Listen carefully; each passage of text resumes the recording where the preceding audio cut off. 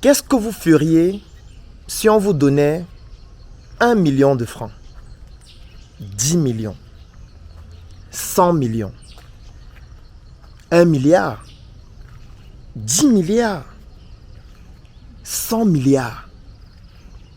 Qu'est-ce que vous en feriez? Quelles sont les dépenses que vous allez effectuer? Quels sont les investissements que vous allez faire? C'est une question que je me suis toujours posée. Si aujourd'hui, Claudel, on te donnait 10 milliards, qu'est-ce que tu vas en faire? Si on te donnait 50 milliards, qu'est-ce que tu vas en faire? Régulièrement sur ma page Facebook, je pose cette question et je lis les commentaires de manière très attentive. Beaucoup de personnes disent: je vais me lancer en entrepreneuriat. Je vais créer une industrie. Je vais construire ma maison. Je vais effectuer un voyage. Je vais aller à l'étranger. Je vais essayer de rencontrer de nouvelles personnes. Je vais essayer de m'évader. Je vais soutenir ma famille. Je vais soutenir mon village. Je vais contribuer à résoudre le problème que rencontrent les femmes qui ont été violées lorsqu'elles étaient jeunes. Je vais. Chacun, consciemment, sait ce qu'il va faire. Et je suis certain que toi aussi qui regardes cette vidéo, dans ta tête, tu as une petite idée de ce que tu vas faire. Tu te dis: voici ce que je vais faire. Voici ce que je compte faire si je réussis à avoir cette somme d'argent aujourd'hui, par exemple.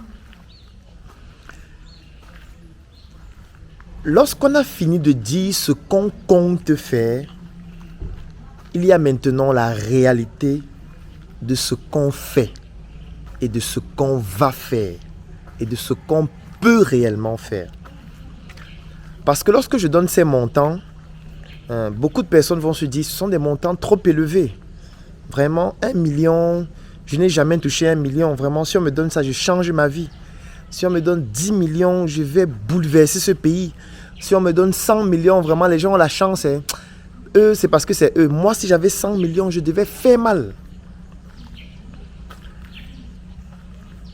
Mais ce qu'on ne comprend pas, c'est que les choix réels que nous allons effectuer lorsque nous disposerons de ces sommes d'argent ou de cette somme d'argent, ces choix sont décidés avant d'avoir l'argent. Et ça, c'est un constat que j'ai eu à faire. Et j'ai eu à faire une expérience par rapport à cela. Ça veut dire, avant d'avoir l'argent, vous avez déjà décidé de ce que vous allez en faire.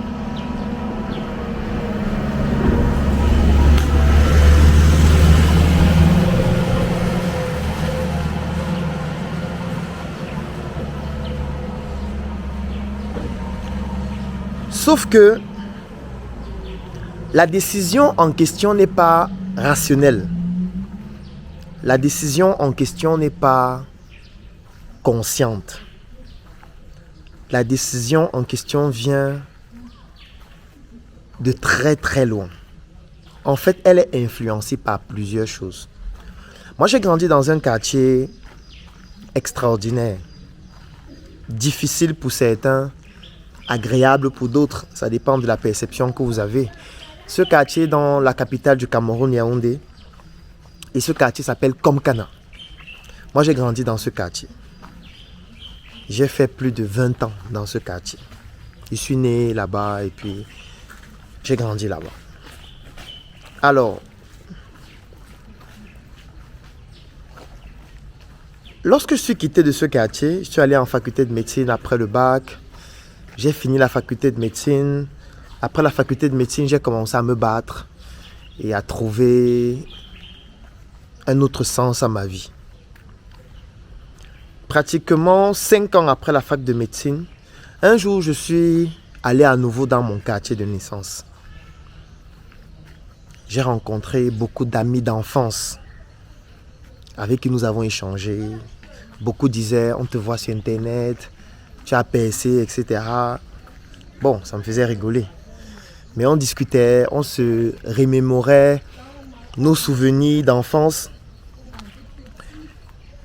Et lorsque je devais déjà me déplacer pour rentrer, il y a toujours cette phrase phare qui revenait. Gars, il n'y a rien là, gars. Laisse-nous quand même quelque chose. Nous étions 4, c'est-à-dire les 3 et moi. J'ai donc pris 3 billets de 5 000 francs. Et j'ai donné 5 000 francs à chacun. Et ils étaient très contents. Très, très contents. Et je suis parti. Après, j'ai essayé de savoir qu'est-ce qu'ils ont fait des 5 000 francs. Parce que moi, j'aime parfois mener des études bizarres de ce type-là. Et je me suis rendu compte que parmi les 3, il y a un qui a épargné ces 5 000. Ça veut dire qu'il a pris les 5 000, il l'a mis dans une caisse. Il a épargné. Il y a un qui a acheté de la boisson le même soir. Avec les 5 000. Avec ses amis, ils ont bu. Il y a un autre qui a pris les 5 000 francs. Et il a acheté un cahier. Et au quotidien, il prenait une partie de cet argent pour aller à l'école. Parce qu'il était à l'université. Et je me suis directement posé la question, qui est celle de savoir, si au lieu de 5 000, c'était plutôt 500 000, qu'est-ce qui devait se passer? Si au lieu de 500 000, c'était plutôt 1 million, qu'est-ce qui devait se passer? Après, je n'ai pas mené l'expérience, donc je ne peux pas dire exactement ce qui devait se passer. Donc, je n'ai qu'une seule idée de comment est-ce que cela devait se passer. Et moi, je pense que ça devait se passer avec des proportions qui sont similaires. Qu'est-ce que j'entends par proportions similaires? Ça veut dire que celui qui a épargné entièrement les 5 000, si le montant avait été 500 000, certainement, il aurait épargné une bonne partie de cet argent. Celui qui allait boire les bières, si le montant était 500 000, il devait organiser une fête un peu plus importante. Il devait montrer qu'il est un boucantier, qu'il est un jet-setter, qu'il n'est pas n'importe qui. Il devait sortir peut-être avec des filles, aller en boîte de nuit, dans un snack bar, offrir de la boisson à beaucoup de personnes. Je ne suis pas en train de dire qu'il devait le faire avec tout l'argent, mais il devait le faire de manière un peu plus importante que ce qu'il a fait avec 5 000. Si je prends celui qui a acheté un cahier, il utilisait le peu d'argent qui restait pour aller à l'école. Certainement, il devait investir une bonne partie de cet argent, peut-être dans ses études. Peut-être il devait se payer une formation. Peut-être il devait acheter un ordinateur beaucoup plus puissant pour pouvoir travailler, ou un téléphone, etc. Ça veut dire qu'en réalité, les dépenses que nous allons effectuer ou les investissements que nous allons réaliser avec 1 million, avec 10 millions, avec 100 millions, avec 1 milliard, ainsi de suite, sont proportionnels aux dépenses et aux investissements que nous effectuons déjà aujourd'hui avec les moyens dont nous disposons. Ça ne sera pas différent. Ce sera à quelques différences près la même chose. Et ce serait mal comprendre son cerveau que de croire que ce sera totalement différent lorsque le montant va augmenter. Non, ça ne va pas changer. Pour que ça change, il va falloir vous-même changer. Sinon, ce sera identique. Alors, pourquoi est-ce que je dis que ça a déjà été décidé à l'avance? Parce que celui qui décide d'épargner les 5 000, celui qui décide de faire la fête et celui qui décide d'acheter le cahier et d'utiliser le reste d'argent pour aller à l'école, en réalité, il le fait parce qu'il a déjà des indicateurs et des influences qui le poussent à le faire même inconsciemment. Ça veut dire quoi? Ça veut dire que si on analyse la vie des 3 personnes et qu'on prend les 3 indicateurs sur le plan du patrimoine génétique, sur le plan de l'environnement dans lequel ils ont grandi, ou alors de l'environnement dans lequel ils grandissent aussi actuellement, et sur le plan des connaissances dont chacun a bénéficié, on va se rendre compte que ces 3 éléments concourent à ce que l'un soit un peu plus protecteur et se dise ce n'est pas tout le temps que j'obtiens un billet de 5 000, donc il faut que je conserve ça au cas où, si j'ai un problème, je puisse aller prendre là où j'ai épargné pour résoudre le problème. En fait, ce sont ces peurs qui le poussent à faire cela. Ce sont ces expériences passées qui le poussent à épargner. Ce sont les amis qu'il a, c'est l'environnement dans lequel il vit, ce sont ses proches, c'est son cercle d'influence qui le pousse à avoir ce type d'émotion, à avoir ce type de sensation. Ce sont ses parents, c'est le patrimoine génétique qu'il a, qui le pousse à se dire, dans la vie, il faut faire attention. Dans la vie, quand tu as une opportunité, il faut la saisir et la conserver. Parce que tu ne sais pas ce qui va se passer plus tard. Ça veut dire qu'avant d'obtenir cet argent, en réalité, il a déjà décidé de ce qu'il va en faire lorsqu'il l'aura. Mais c'est inconscient. Ça veut dire lui-même, il n'en est pas conscient. Il n'est pas conscient que son environnement a une influence sur la manière dont il dépense de l'argent. Il n'est pas conscient du fait que les connaissances dont il bénéficie actuellement et dont il a bénéficié antérieurement ont une influence sur la manière dont il va dépenser son argent. Il n'est pas conscient sur le fait que le patrimoine génétique dont il a bénéficié de ses parents et de ses ancêtres a une influence sur la manière dont il dépense de l'argent. Ce qui fait que lorsqu'on lui dit qu'est-ce que tu vas faire si on te donne 1 million, il a l'impression que c'est conscient. Il en a cette impression. Il est sûr que c'est conscient. Il ne sait pas que la partie consciente de son cerveau contrôle à peine 20% de tous les processus qui se déroulent dans l'organisme. Et que de manière inconsciente, plus de 80% des actions sont posées dans notre corps, dans notre cerveau, sans que nous n'ayons conscience de ce qui se passe. Ce qui fait que même nos actions sont à 80% inconscientes. Nos décisions sont émotionnelles principalement. Les émotions ne sont pas conscientes. Je veux dire, quand vous entrez dans une salle dans laquelle on est en train de préparer la sauce tomate, vous ne décidez pas consciemment d'humer l'odeur de la sauce tomate ou pas. Non. Vous allez entrer dans la salle, vous allez ressentir l'odeur de la sauce tomate. Ça va avoir directement une influence dans votre cerveau. Vous ne pouvez pas contrôler ça. Vous ne pouvez pas contrôler les odeurs des gens. Vous êtes avec quelqu'un, la personne a eu à mettre un parfum. Vous humez le parfum et ça vous influence directement. Vous ne pouvez pas contrôler. Vous ne pouvez pas contrôler la musique. Si vous passez là actuellement en route, il y a une musique. Qu'est-ce que vous faites? Vous allez demander à tout le monde d'arrêter la musique? Alors que cette musique est en train d'avoir une influence sur vous. Cette musique peut-être vous rappelle des scènes douloureuses dans votre passé. Donc j'ai envie de dire, les émotions se manipulent tellement que vous ne pouvez pas contrôler tout. Et c'est la même chose avec vos attitudes, avec vos comportements. Donc, tout ça est déjà façonné en fonction de notre patrimoine génétique, en fonction de l'environnement dans lequel on a grandi et en fonction des connaissances dont on a bénéficié et dont nous sommes en train de bénéficier actuellement, au point où en réalité, lorsque je pose la question, qu'est-ce que tu ferais si on te donne 1 million? La réponse à cette question est déjà incrustée dans ton cerveau inconsciemment. Et ce que tu es en train de dire consciemment n'est qu'un vœu qui la plupart des fois ne va pas se réaliser exactement comme tu l'as dit. Parce que si tu as grandi dans un environnement où le divertissement représente 80% des activités que tu mènes, lorsque tu auras 1 million, fatalement, le divertissement va prendre une part importante dans les dépenses que tu vas effectuer. Tu n'as pas le choix en fait, parce que tu es façonné ainsi. Ton cerveau ne peut pas exécuter un logiciel qui n'est pas installé à l'intérieur. Je veux dire, si durant toute ta vie, tu as installé le logiciel du divertissement, tu as installé le logiciel de la boîte de nuit, tu as installé le logiciel des snack bars, tu as installé le logiciel des filles avec qui tu dois coucher, tu as installé le logiciel des voyages, les logiciels du champagne, de la boisson, de la jet set. Mais comment est-ce que tu penses que lorsque tu vas avoir 10 millions, 50 millions, 100 millions, la jet set ne va pas prendre une bonne partie? Comment tu penses que ça ne va pas se faire? Ça va se faire. Et ce n'est pas parce que actuellement tu ne fais pas la jet set que si tu auras, ça ne va pas se faire. Non. Peut-être tu ne le fais pas actuellement parce que tu es pauvre.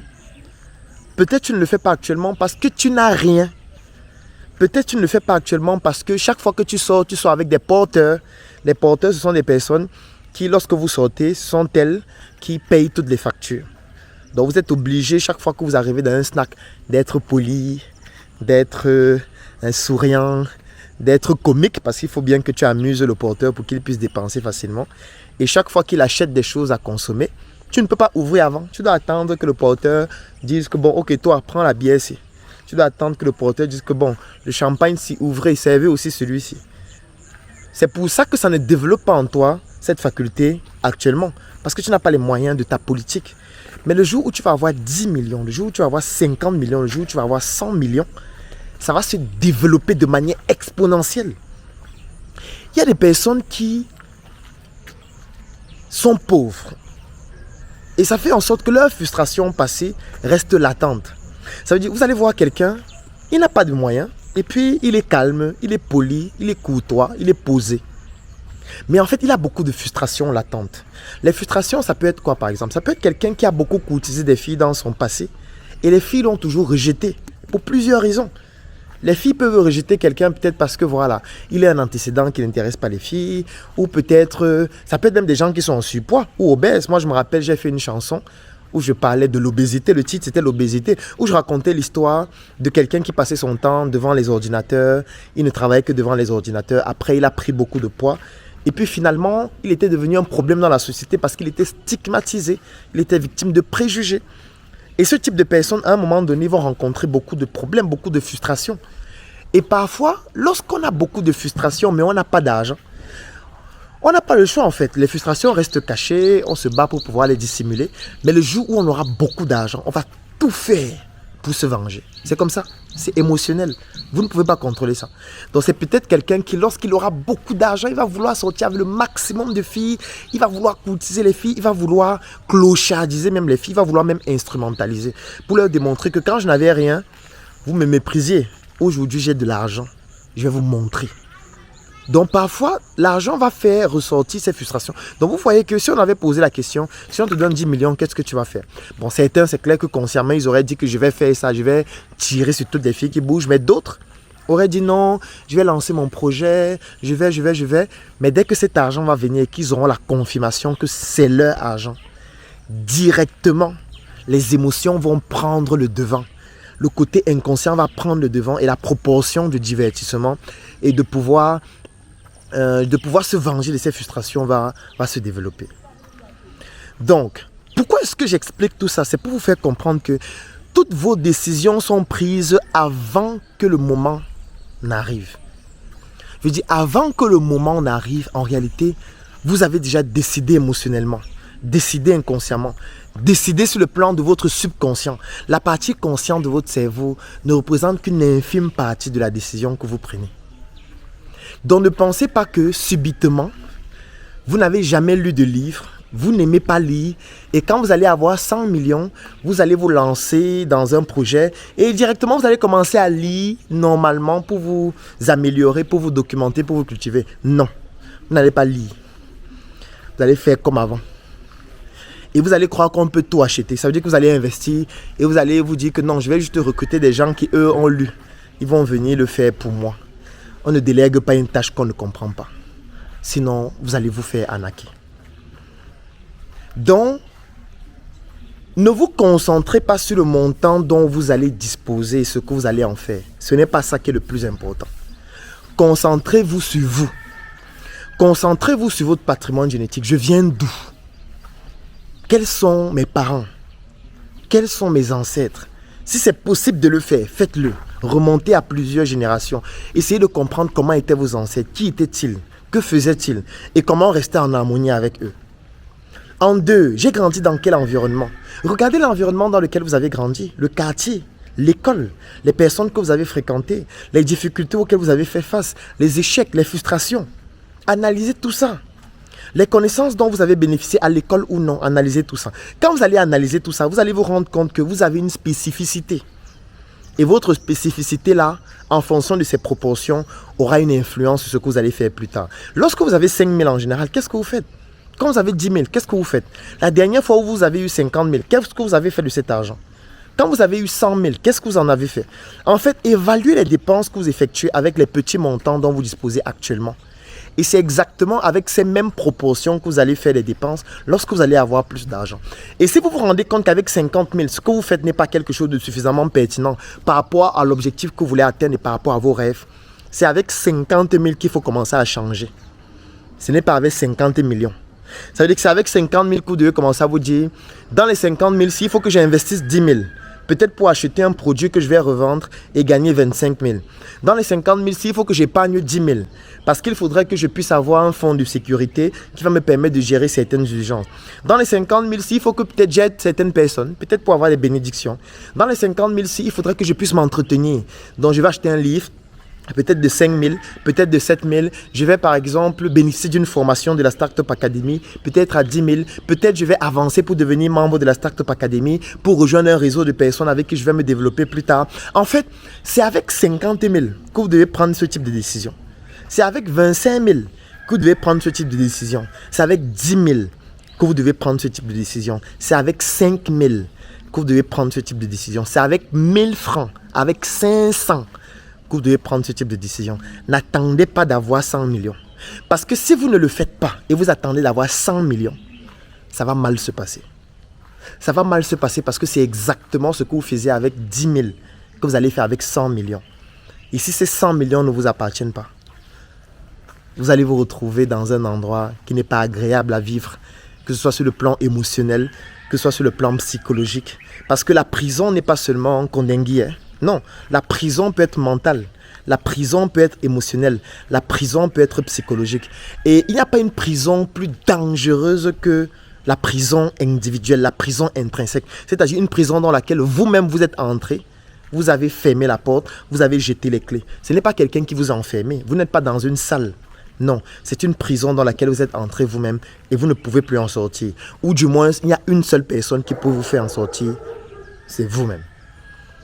Améliorez votre manière de dépenser votre argent maintenant, avec les montants dont vous disposez maintenant. Et plus tard, lorsque vous allez disposer des montants plus importants, vous allez réaliser des choses exceptionnelles. Bonne journée. NRC, le monde à notre porte.